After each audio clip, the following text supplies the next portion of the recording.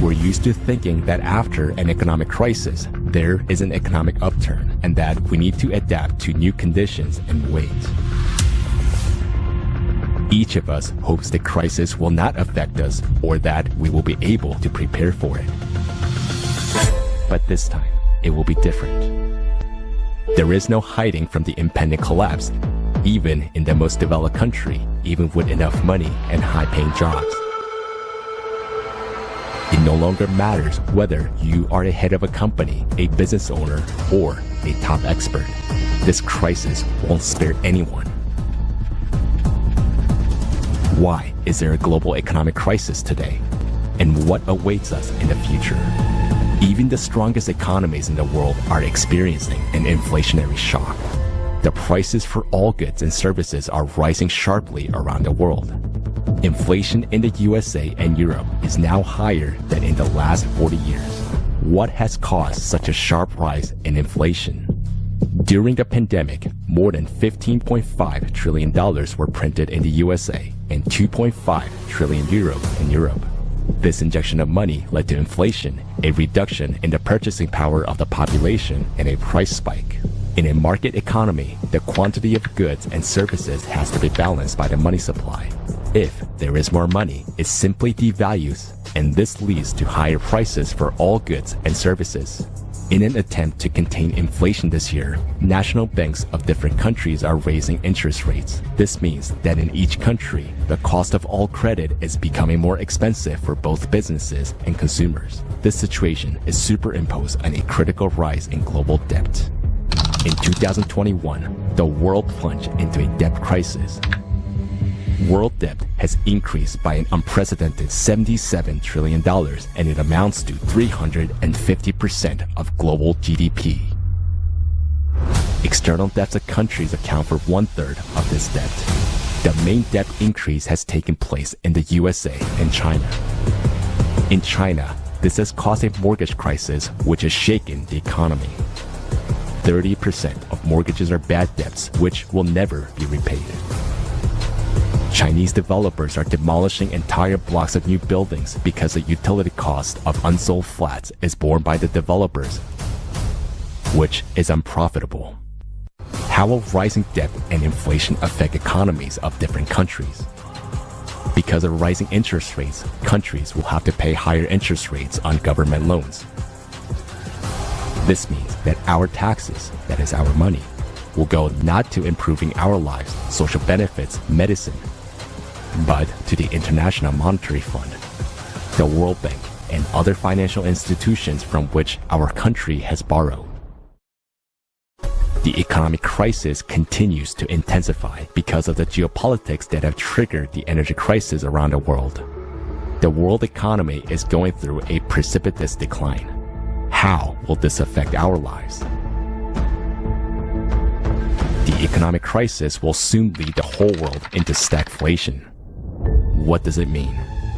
Against the background of skyrocketing inflation, prices of goods and products will rise manifold, production will drop, jobs will be extremely difficult to find, and wages will shrink.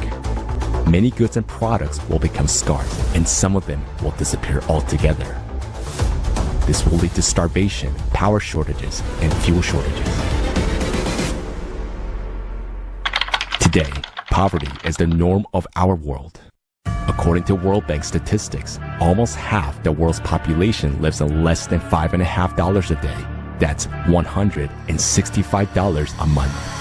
With this amount, people must not only provide themselves with food, but also pay for utilities, rent, basic necessities, and medicines. Obviously, it is impossible for people to survive on this money. In Germany, 13.8 million people. In Japan, 20 million. The highest level of poverty in these countries is child poverty. In the US, 1 in 6. In the United Kingdom, 1 in 3. In Germany, 1 in 5. In Japan, 1 in 8 children. Poor families cannot provide their children neither with proper nutrition, nor medicine, nor education. The paradox is that in our consumer society, over 70% of people are living in poverty or at a survival level, while 1% of the population owns more capital than all the rest of people on the planet. And their capital continues to grow every minute. Even in times of crisis, the rich get richer and the poor gets poorer. The very model of the modern economy creates this inequality. In the current model, the wealth of some people is accumulated only at the expense of the impoverishment of others. The economy of the consumer society doesn't work any other way.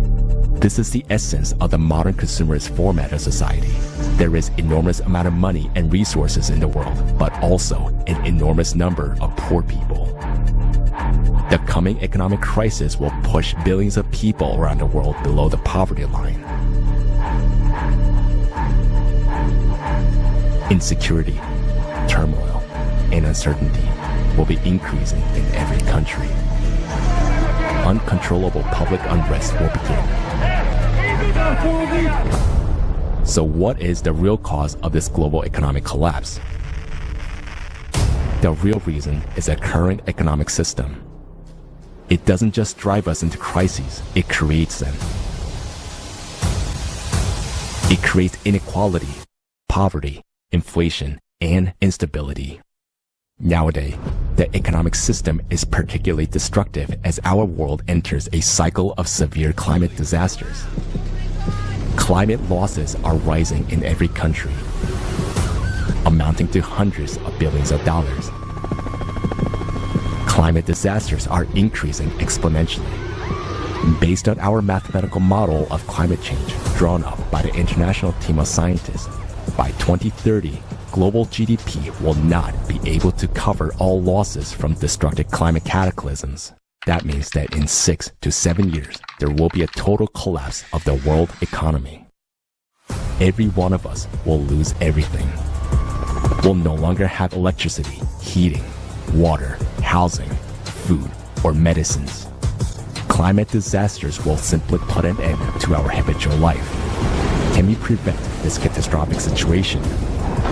If we don't take drastic measures, it will only get worse. We can't find a solution in today's economic model. It's like patching up holes in a sinking ship. It will sink anyway. The economy is an artificial system created by people.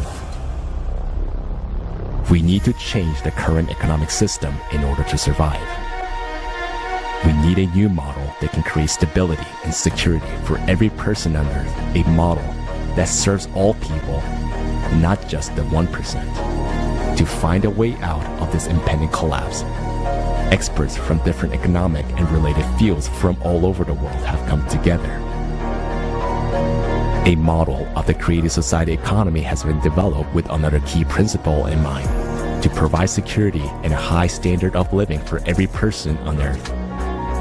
It is predictable, stable, unified, planned worldwide economy in which there is no inflation and prices are fixed. In such an economic model, there are no taxes for people, small or medium-sized businesses, and credits are given without interest. In this model, everyone will have a high universal basic income, free housing, free high-quality healthcare and education. The economy of the creative society will create a single high standard of living for every person, where everything works to meet the needs and comfort of all people. In order to implement this working model, we need to combine the efforts of specialists, business, and science. But first of all, we need to create a public demand for the creative society from the majority of people. Because changes of this scale can only be brought with a direct participation, desire, and consent of each and every person. It depends solely on us what kind of world we will live in tomorrow.